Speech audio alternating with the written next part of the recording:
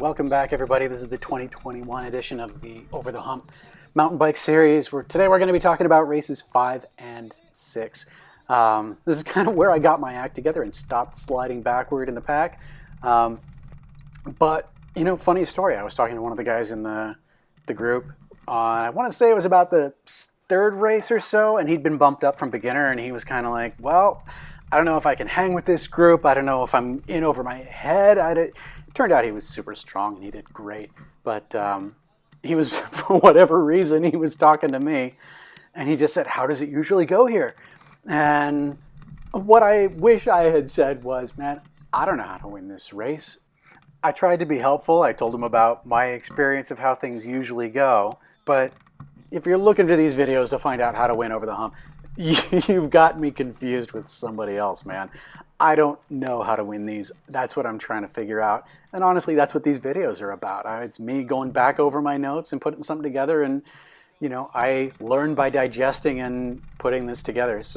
And that's what it's doing for me. You'll see in the next video what I learned from watching these videos after the races. So this is race number 5. And let's get into it. Here's the start. So off the line, I felt okay. I was a bit back in the pack, so things didn't pick up so fast. And honestly, I think that worked out in my favor. My legs were not feeling great tonight.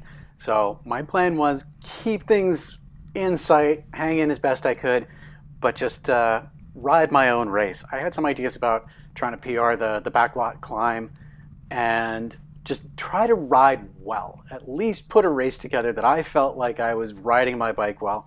And that pretty well came together. I was relatively happy with this. Like I said, this was the race where I kind of got it together. I'd been doing some drills on the local trails for cornering and discovering that things work better when you lean your bike over and actually use those cornering knobs, and just getting more comfortable digging into the corners a little more. And that really helped on the loose surfaces on this track.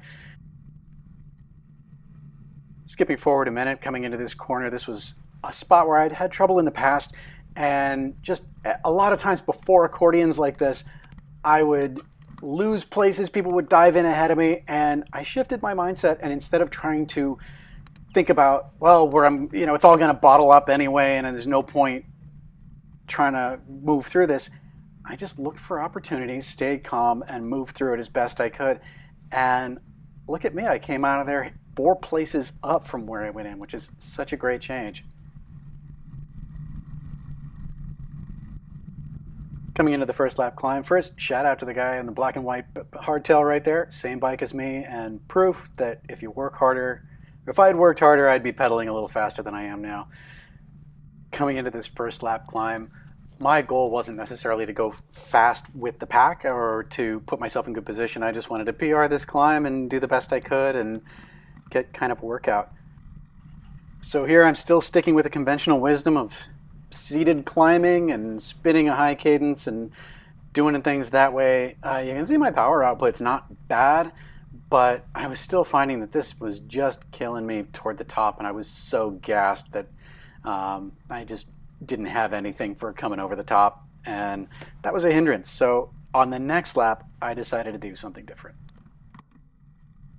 So here's that same climb a lap later, and I'm just deciding to try new things and see what happens. And I decided to just stand and put the power out and see what happened. This is 2 riders starting to get ahead of me, and then look at this. I'm actually pulling ahead. And at this point, you can see my cadence is 50 RPM, something like that. And I'm actually feeling fine. I'm not instantly feeling my heart rate skyrocketing. I'm not feeling like I'm gonna die. And I just find a nice rhythm. I set it conservatively and just kind of kept the pace. And I found that worked out a lot better for me. You know, as I'm rising up this, I feel solid. My heart rate's under control. Even folks that are catching me and normally would have gone up and passed, I'm staying with them. And especially toward the top of this, it starts to level out a little bit. You see it goes from 8%, I think at this point it's 6, then to 5. And at that point I'm picking up speed and going by people pretty quickly. This was something that was a real surprise to me, made me feel good, and got me pumped up for the rest of the race. And I was really, really happy about that, and it got me curious about what would happen if I spent more time standing on the pedals rather than trying to do the sit and spin thing.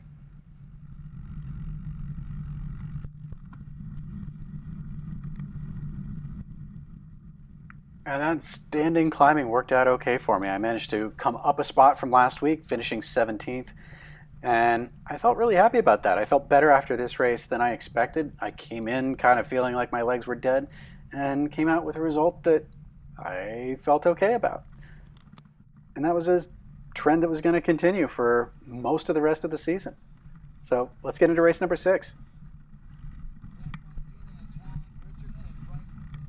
So for race number 6, I was lagging a little bit getting there, and I ended up lining up pretty much right at the back of the pack. And we're going to see some of the drawbacks of that for this race, man. It was super dusty. You can see this cloud just kicking up. And that was kind of how it stayed the rest of the night. I don't feel like that was entirely because I was at the back of the pack, but definitely did not help at the start here. What I was aiming to do was, the same as the last couple of races. I wanted to PR that Backlot Climb and just race well. And I was going to try and see if I could try and corner better, try and do some better things with just riding my bike better. That was my focus, and I wasn't going to worry too much about my standing in the pack. That hadn't been anything really to speak of. I was having fun, learning, doing better every week.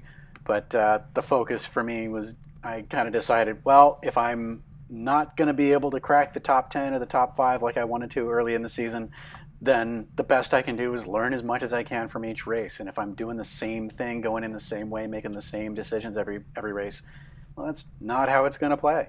I'm not going to learn very much. So this time around, I just focused on riding the bike better. Unfortunately, here's a spot where I spectacularly failed to ride the bike better. Coming around this little berm here, my front tire washed out and I went down. And it was a spot at the beginning of the race, a million people around, and it took me a second to remount here. And in the meantime, I felt like I lost all chance of getting where I wanted to go in this race. But what are you going to do? You pick it up, you get it back on the rails, and see what you can do. Speaking of which, this was a spot where I'd made a mental note prior that even though the outside line feels like a nice wide sweeping turn around this tight turn, it's not where you want to be just because the grip is so much better on the right hand side. So it's much better to come down that hill, brake late on the good grip, and then just come around tight, and it sets you up so much better for these flats. Skipping forward to that Backlot Climb, I have found my rhythm. For this, at least, I am a standing climber, and that's working for me. You can see me, I'm actually picking up spots instead of watching the world pass me by.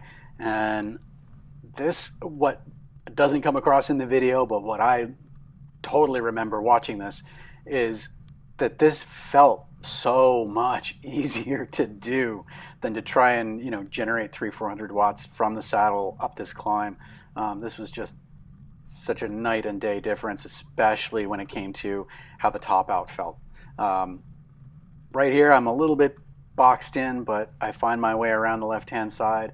And because I had to back off, I actually have some extra kick at the top of this to pick up some spots, which is just, it felt so good to feel good at the top of this climb, and such a welcome difference from the earlier races. Lap 3 played out pretty much by the book. Suddenly I found myself largely alone, and after a whole race of being crowded, that was great, and I managed to roll it in for 16th place, picking up another spot. So that steady uptick of results kept going, which made me feel good. And I think this is one of the first 2 races that went for relatively a long time. The first few races were half an hour, maybe 40 minutes.